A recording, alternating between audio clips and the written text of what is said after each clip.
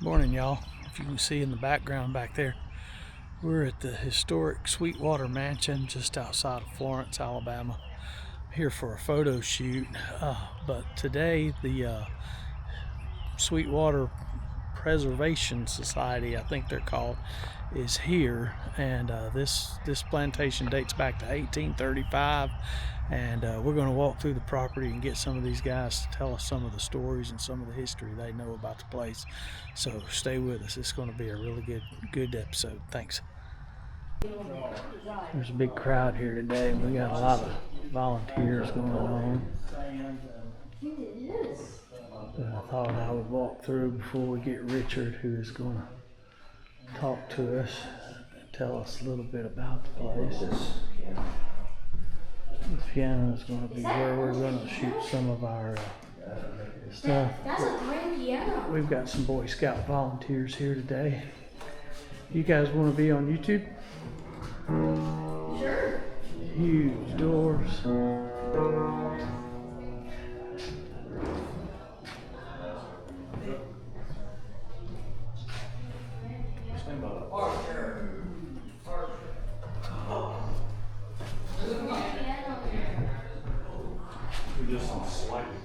Old heater.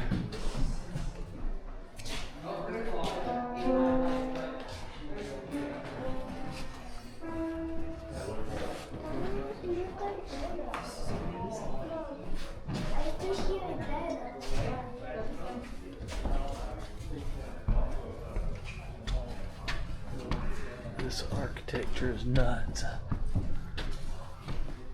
I think this will be another one of my photo locations right here. They will be in the comments.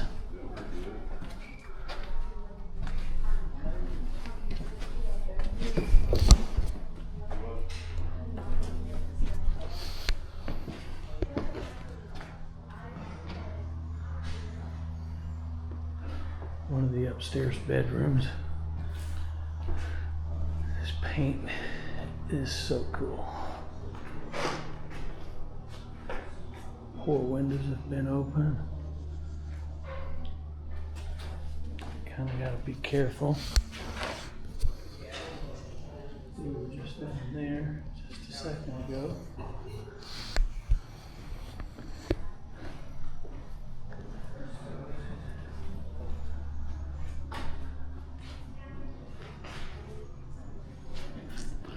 It's almost too far gone.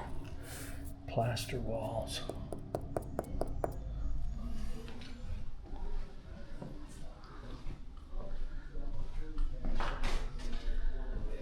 Over here,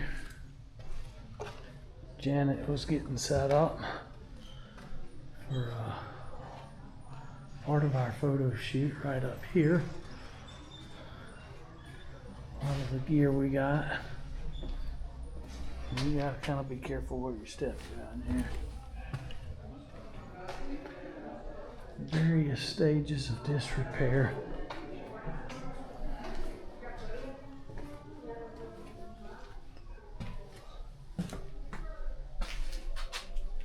This was one of the bivvies.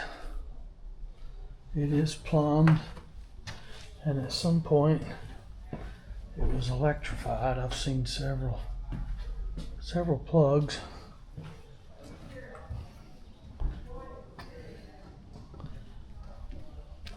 As you can see, at some point it was electrified. These windows own me. Love this. Definitely gonna do a lot of photographing of this place.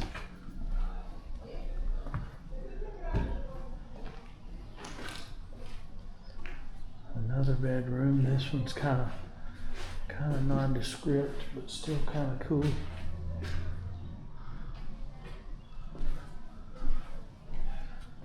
At some point, somebody added that border up there. I don't doubt that it's original. Or I kind of doubt that it's original. When you guys are done here, I don't know about these steps. We're gonna try it. These are kind of sketch.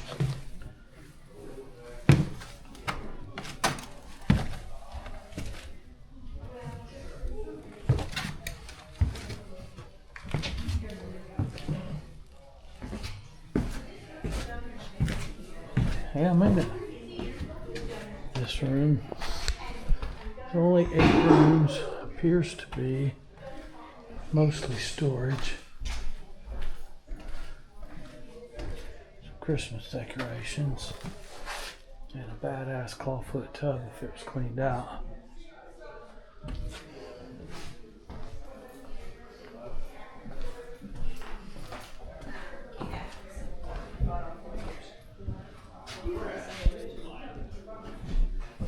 This was the, in here was the office. And we back out to the front.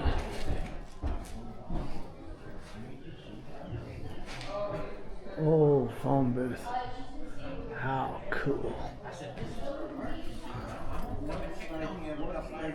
Alright, we'll get out here and talk to some of the historical folks. Sign in sheet.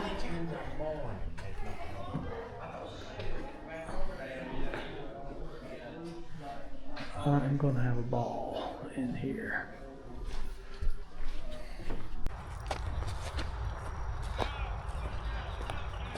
Coming back up on the house. It's kind of cool to see this historical preservation group that's taking care of the house. You know, they've let us come in here basically for nothing to do photographs we want to do. There's a ton of scout kids over there, and my assumption is that, you know, they're just here to act as volunteers and just do whatever work that can get done today that they want to get, probably working around outside, clearing off some of it. There is a creek not too far down here in the woods down there that's kind of ate up. The story goes that the bricks were made from clay and water that was gathered in the creek.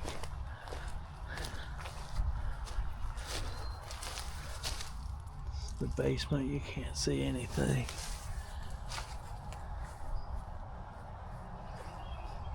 It is really in heavy need of some preservation. I'll have to ask Richard what the outbuilding is over here and put it in the notes. I don't know if it was slave quarters or what.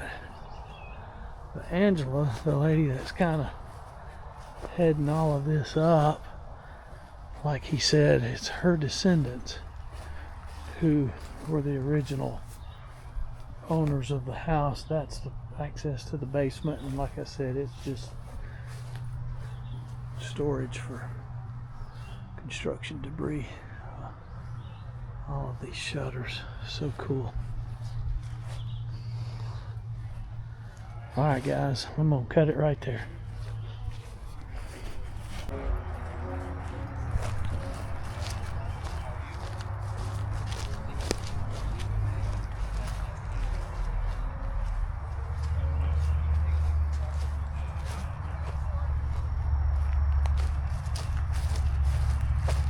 We're going to try to head out down toward the cemetery.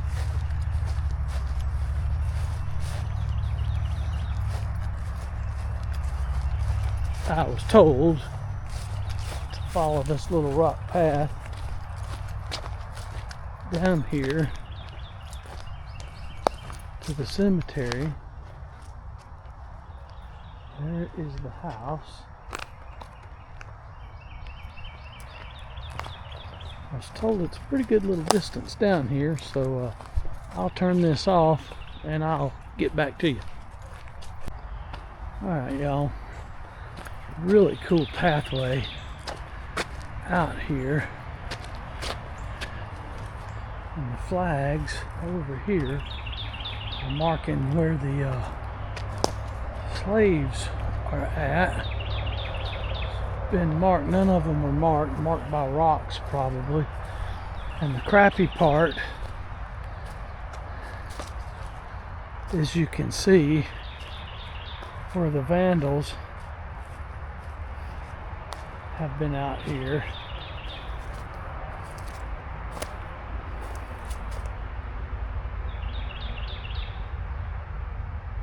General John Branham, born Fuquay County, Virginia, June 8, 1774, and departed this life at Florence, Alabama, July 5th, 1834, aged 60 years. This monument is erected in his affectionate, or by his affectionate children who revere his memory and regret his death.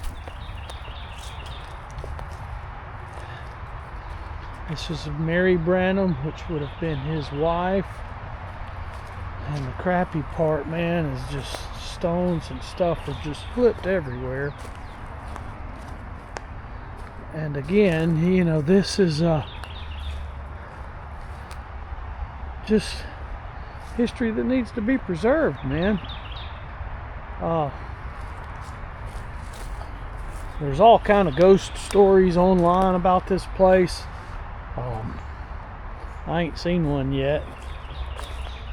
Kind of hope I don't, but just kind of trying to document the historical significance of everything and not really here to hunt ghosts. But that's the family cemetery on the property that he was talking about, and that's one of the reasons that the hotel plans fell through, which honestly I'm kind of glad it did. I think the people that have it now are really more in line with saving the historical significance of the house and everything. And honestly, what I saw and what you guys seen, the house is in pretty bad shape. I'll cut this off, cut it back on when I get back out to the house and try to walk around the outside and get a good view of it. Beautiful day though, nice day for walking in the woods. Alright guys, I'm here with Richard Dowd. He's one of the members of the Preservation Society that's kind of taking care of Sweetwater Mansion. So he's just going to give us a brief history about it, and I'm just going to let him talk, and I'm going to get out of the way. Okay, I grew up about a mile from here.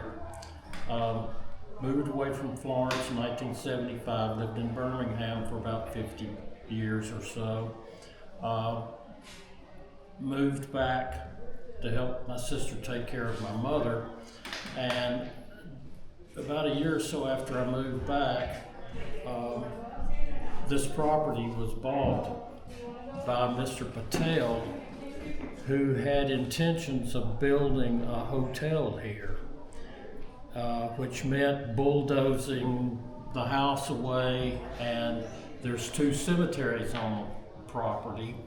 And that sort of threw a wrench in the works because it's not easy to move a cemetery. And this property has a lot of history for Florence that they don't teach in schools anymore.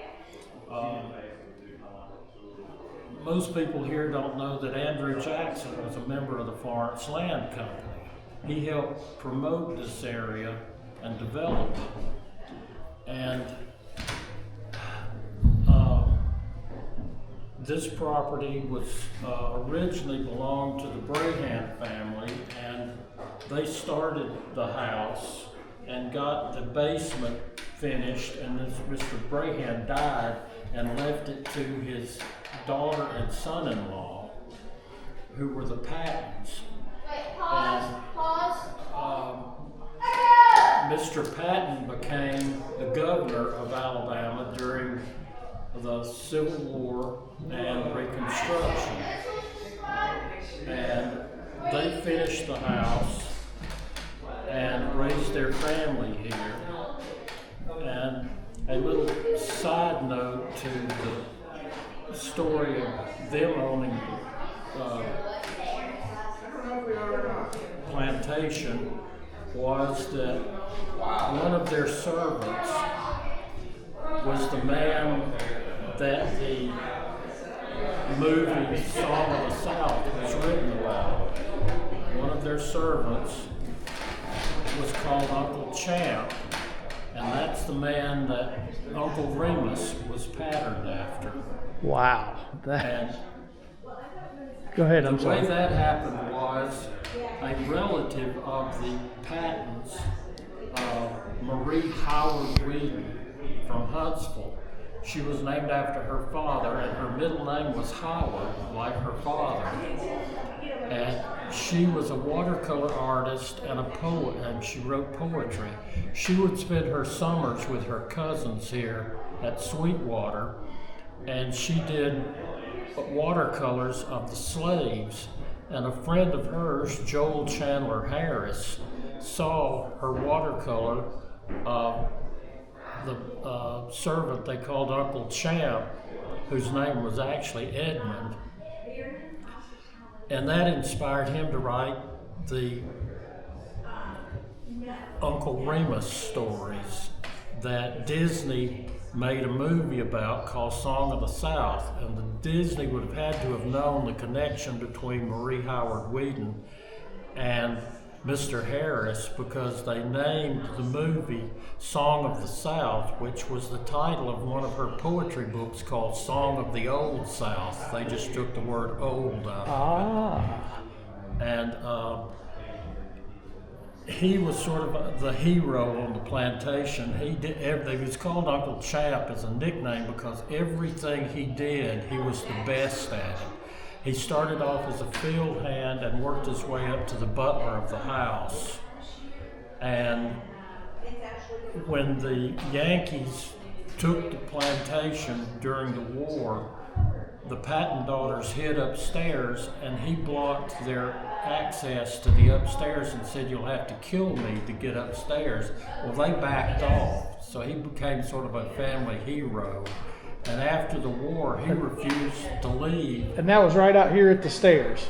Yeah. Wow. He refused to leave the plantation when the war was over, so they hired him to be the groundskeeper, and he remained here until he passed away. There's just so much history that's sort of lost because they don't teach any of this in schools anymore. I mean, most people in Florence don't know that Andrew Jackson was a member of the Florence Land Company and helped develop this area. Wow. He borrowed money from James Jackson to bribe Doublehead and the Colbert brothers, the Indian chiefs, for their tribal land to get the land to start the Florence Land Company. Wow. And when I was in school, they taught us that Andrew Jackson and James Jackson were cousins. They weren't related at all. Andrew Jackson was the son of a widow who lost her eldest son and her husband in the Revolutionary War. And Andrew Jackson, at around the age of 12, I think, became a saddle maker to help support his mother. That was actually his profession, was making saddles. And later he, of course, had a military career and then was president. Yeah. So to fast forward up to like the present day owners, are they connected to the Patton family still, or well, what? Angela, I think, is a distant relative of either the Pattons or the Whedons. I think you'd have to ask her what her connection is. But when this place is threatened to be bulldozed away and everything just sort of disregarded, I mean, there is a historic plaque out by the highway. Right. Evidently, the state didn't take charge and protect the property. Yeah. But the cemeteries sort of blocked anything happening here, because it does cost a lot of money to move cemeteries.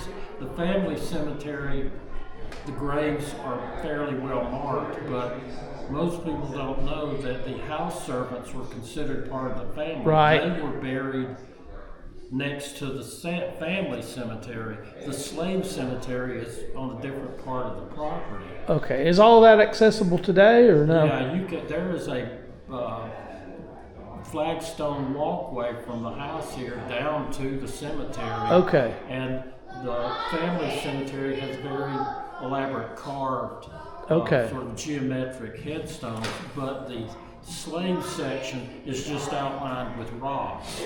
Okay. You have to do. Yeah.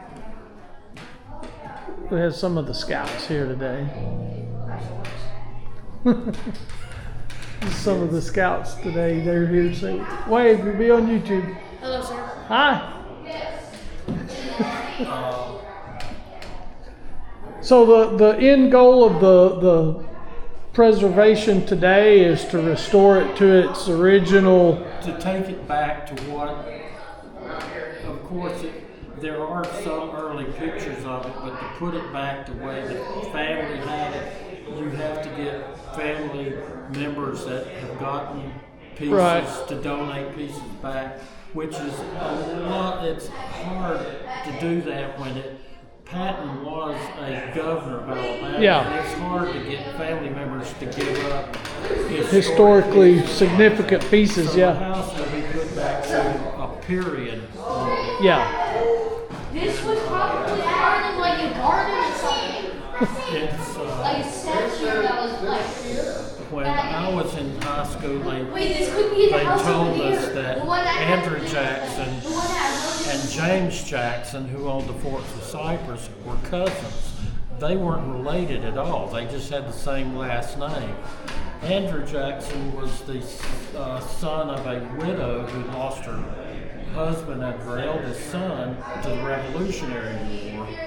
And James Jackson, who owned the Forts of Cypress, was actually the son of an Irish lord, and he and his uncle were banished from Ireland. They were actually thrown in prison for participating in an uprising against the British who ruled Ireland at that time. Man. And his father, the Lord, did business with the British, and his children hated him for that. And That's too he cool. brought his brother and his son out of prison, sent them to Philadelphia to go to work for two of the non-inheriting sons of the family who owned a mercantile store in Philadelphia. Wow. They had a customer here in the South who always had trouble with his orders, so they decided to open a chain store in Nashville. That customer was Andrew Jackson. That's where the connection comes Ah. in. And Andrew Jackson borrowed money from James Jackson for different projects. One of them was when he bribed the Indians to get the tribal land here in the Tennessee Valley to help start the Florence Land Company. And that was their connection. And when I was in high school, they taught us that Andrew Jackson and James Jackson were cousins, and they weren't related at all. And I don't think they teach any of that in school anymore. I don't think so. And this place just has so much history. Yeah. That's why it needs to be preserved. It does, and I appreciate you telling us what you know about it, and we'll take a walk around the exterior and head down toward the cemetery and take a look. Thank you a lot. So just kind of walking around the outside out here. Like I said, built in 1835. All these folks here are from the Preservation Society, and we'll talk to them some more here in just a second. Guys, I'm here with Chris Willis. He's another member of the historical foundation that's working here at Sweetwater. So I was going to kind of get him to give you guys his version of the history here. It's just as interesting as the one we heard earlier. So I'll just stand back and let him talk. Chris, thank you. All right. So behind us is Sweetwater Mansion, and Sweetwater Mansion was originally owned and bought and built by a man and his wife by the name of John Braun. And they had come to the area, and John Braun had purchased a massive amount of land through the back then it was through Andrew Jackson and through James Jackson's land companies here in the Shoals area. And he had approximately 4,000 acres, which would probably, the best way to describe it would be from Dybert Park all the way to the Wilson Dam, is about the land coverage that he had here in the Shoals area. And with the land coverage, he had started locally using all of the supplies and used the trees and everything for the timber for the home, and even all of the bricks that are here in Sweetwater were manufactured here on site. Those bricks in this house, they're probably, I don't know what the actual brick layout is called, but they are quadruple thickness of a regular standard brick wall. Nowadays in construction, we'll just simply build a house with studs and walls and just simply line the outside with brick. This house has 14-inch thick walls inside and out of nothing but homemade brick. I have a friend who knows what that layout is. I can't recall it either. I'll get him to tell me and put it in the show notes. Yeah, I'd like to know what that is myself. I know that on the outside brick facade, if you can get a good shot, I'll show you. This brick style up here, the bricks are on the ends, laid on the ends, and then I want to say it's 5 rows of long bricks, and then it comes back to the short bricks again. 1, 2, 3, 4, 5, 6. It's six long, and then they got this whole row here. So in 1828, they were sticklers on details, and this is a detail that you often don't see. But that gives added strength to the wall, I believe. I would assume so, yeah. Yeah. So John Braun owned the house and was going through the construction process, but before they could complete the construction process, John Braun passed away. His wife didn't want to live here by herself, so for them, they had John Braun's brother-in-law was a gentleman by the name of Robert Patton, and he loved the home and decided to move his family here during construction, and he finished up the construction where he eventually became, that was creepy, where he actually became the 20th governor of Alabama. And so the Brauns took up residence here at Sweetwater, and then they used all of the land that they had for agricultural purposes. And what a lot of people don't like nowadays is they actually had slaves on the property, approximately 136. There was actually slaves that were in the home as servants, as house servants, as well as the farm hands that lived what we believe down here on Sweetwater Creek, just outside the limitations of the house. I would give it probably 150 to 200 yards from the house. There's approximately 80 homes down there that the slave servants actually lived in, and they provided the services for the home and the plantation and everything of that sort. Now, during the Civil War, there was a lot of history that came through the area with this house. Of course, there was Northern occupation in Florence. It's believed that Sherman's soldiers actually camped out down at the banks of Sweetwater, right here below the property, and that's it made quite an impact on the Shoals area and the Civil War, as far as this house being here. A lot of times in these bigger homes, the officers and the officers of the Union would actually take over these homes and make them offices so they could do their campaign business. I'm not sure if that was the case here, but I could definitely find out if it was. After the Civil War was over, Governor Patton became the governor, and he was known as the Reconstruction Governor. And so he was responsible for getting the state of Alabama back in place. He did that very successfully. And then he lived here at Sweetwater up until about 1890 when he passed away. After he passed away, the house was taken over by some descendants of the Patton family, which were the Whedon family. And the Whedon family actually came in And instead of doing straight agriculture, they started doing some different things at Sweetwater. There was a Sweetwater bottling company where they made actual spring water. They came out of Sweetwater Creek. The Indians, when they lived here, actually called Sweetwater Creek Succotaneah, which means sweet water in Cherokee, and they named that body of water, and the water that bubbles up on this property from Sweetwater Creek is still here today. And then back in the Whedon time, they actually bottled it up for spring water. They then went in the 1920s, they electrified Sweetwater, and they brought electricity for the first time to the home. They added 2 bathrooms in the upstairs and in the downstairs of the home, as well as running the old electrical lighting for each of the bedrooms, and also installed and built a kitchen, outdoor kitchen, that's to the right of the home if you're looking at the front steps. That kitchen was where they provided food and meals and whatnot for everybody of the house. And later on, they wound up opening up a dairy and converting more of the agriculture fields to the dairy situation to provide milk for the Florence area. So they had, I don't have any numbers on the amount of cattle that they had, milk cows, but they had milk cows in a full dairy situation here on the property. And I just so happen to have this photograph available of what the barn actually looked like, where they did all of the milking and everything during those years. Cool. In the 1980s, that barn actually burned, but the foundation and the old silo foundations are still here on site today.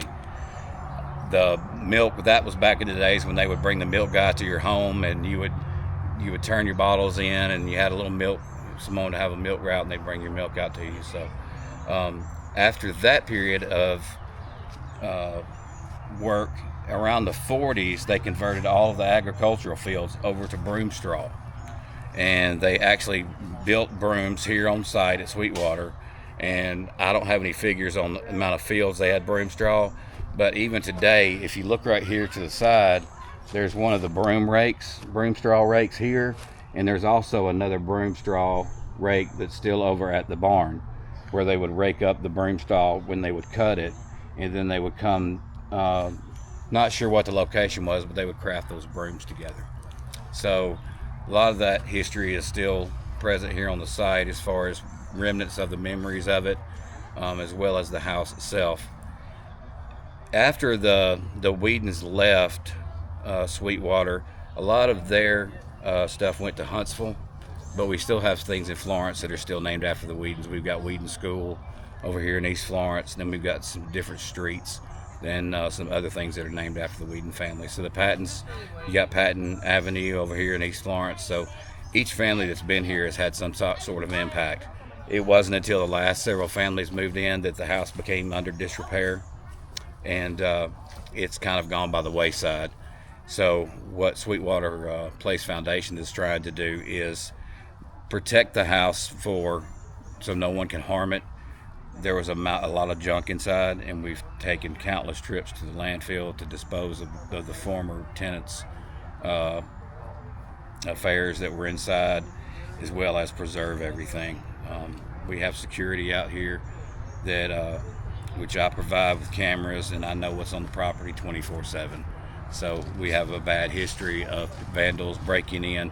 If you can see this far window over here, someone kicked in that window just a couple of weeks ago, and we've had to go as far as to board all the windows up. The former owner, when the property was actually sold the last time, the former owner actually came in and knocked out all of the windows of Sweetwater. So there's about 37 windows that are busted that are from 1828 and actually have the original wavy glass of 1828 still in them. I think that's wavy glass in that one. It's up there, and all that. It's a shame. Now let me ask you this: if someone was inclined to make a donation to Sweetwater Place Foundation, is it available on your website? It's on Facebook under Sweetwater Place Foundation. There's actually 2 pages on there. There's one that has like 24 members. That's not our official page. It's kind of a copy someone made. But there's a Sweetwater Place Foundation with 2,000 plus members. That's the one where we respond to, take messages from, and share updates with everything that's been going on here. Awesome, awesome. Man, I'll tell you, we really have had a blast here today, and it's really cool to see all these young people out here helping out, and someone's got them some pizza over there to eat. And I appreciate you sharing a little bit of history with us on it, and thank you guys for letting us have it, and I hope in some small way we can lend a helping hand. Yeah, thank you. Thank you. Our pleasure. Appreciate it.